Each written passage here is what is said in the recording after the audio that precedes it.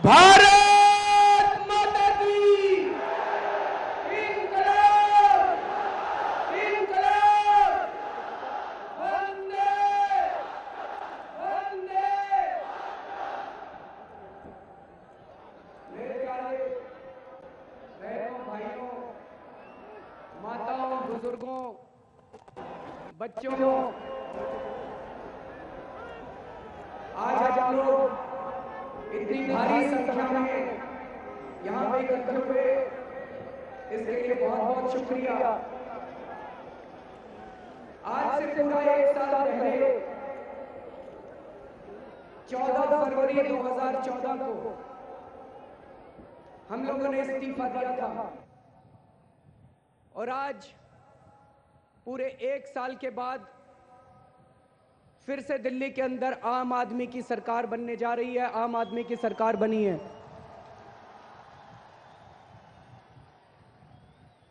फर्क सिर्फ इतना है कि पिछली बार कुछ कमी रह गई थी, 8 सीटों की कमी रह गई थी। इस बार दिल्ली की जनता ने और ऊपर वाले ने वो कमी पूरी कर दी और इस बार पूर्ण बहुमत के साथ दिल्ली के अंदर आम आदमी की सरकार बनने जा रही है।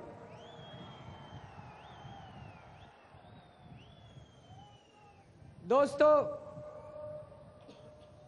मुझे ये तो पता था कि दिल्ली के लोग मुझे प्यार करते हैं, हमें प्यार करते हैं, लेकिन मुझे ये नहीं पता था कि दिल्ली के लोग हम लोगों को इतना प्यार करते हैं।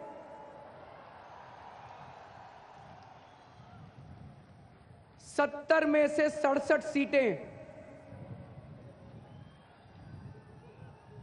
दोस्तों,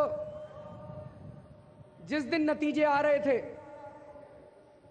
ऐसे लग रहा था जैसे सीटों की बारिश हो रही है। हर धर्म के लोगों ने आम आदमी को वोट दिया। हिंदुओं ने वोट दिया, मुसलमानों ने वोट दिया, ईसाइयों ने वोट दिया, सिखों ने वोट दिया, जैनियों ने वोट दिया, हर जाति के लोगों ने वोट दिया। गरीबों ने खूब जम के वोट दिया, अमीरों ने भी वोट दिया। 70 में से 67 सीटें, ये किसी इंसान के काम की वजह से नहीं हो सकता। ये तो कुदरती करिश्मा है। दोस्तों, कुदरत ने कोई करिश्मा किया है। ऊपर वाला कुछ कहने की कोशिश कर रहा है। हमें यह समझना पड़ेगा कि ऊपर वाले की मंशा क्या है, ऊपर वाला क्या कहना चाह रहा है। दोस्तों, ऊपर वाला कोई बहुत बड़ा काम करना चाह रहा है। ऊपर वाले की कोई बहुत बड़ी मंशा है। हम तो केवल निमित्त मात्र हैं, हम तो केवल माध्यम हैं, लेकिन हम बहुत सौभाग्यशाली हैं कि ऊपर वाले ने हमें अपना निमित्त चुना, ऊपर वाले ने हमें अपना माध्यम चुना।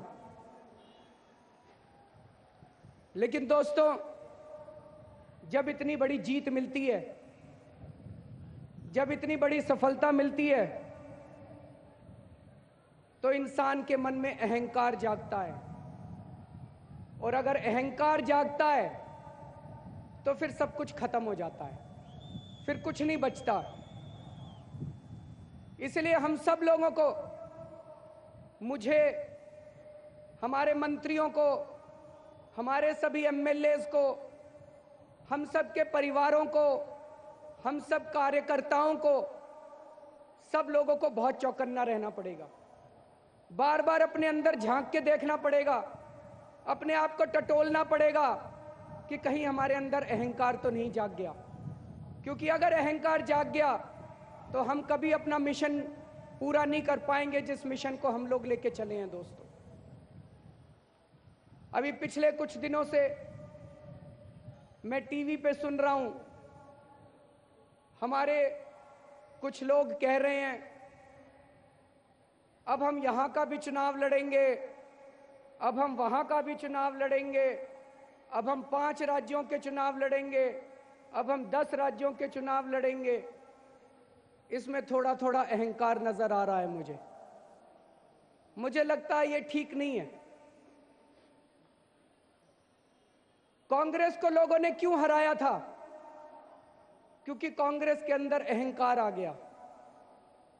वही भारतीय जनता पार्टी जिसको मई के महीने में लोगों ने इतना भारी बहुमत दिया, आज भारतीय जनता पार्टी को लोगों ने क्यों हराया? क्योंकि बीजेपी के अंदर अहंकार आ गया। पिछले साल हम लोगों को 28 सीटें मिली, लेकिन शायद कहीं ना कहीं हमारी पार्टी के अंदर भी अहंकार आ गया और हमारी पार्टी ने तय किया कि पूरे देश के अंदर सारे चुनाव लड़ेंगे, और भगवान ने हमें हमारे अहंकार की सजा दी और लोकसभा के अंदर जो हुआ हमें पता चल गया। उससे हमें सबक लेना चाहिए, अहंकार नहीं करना चाहिए। मैंने तो तय किया है, भगवान ने मुझे आदेश दिया है, दिल्ली की जनता ने मुझे आदेश दिया है, दिल्ली की जनता ने मुझे प्यार दिया है, दिल्ली की जनता ने मुझ पे विश्वास किया है। मैं 5 साल तक दिल्ली में रहकर केवल और केवल दिल्ली की जनता की सेवा करूंगा और अपनी जिम्मेदारी को पूरे तन मन धन के साथ निभाने की कोशिश करूंगा। मेरे पास कुछ लोग आए, कुछ डॉक्टर्स आए,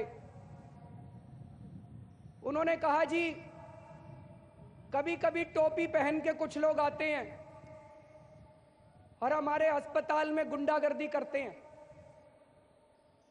मेरा एक निवेदन है,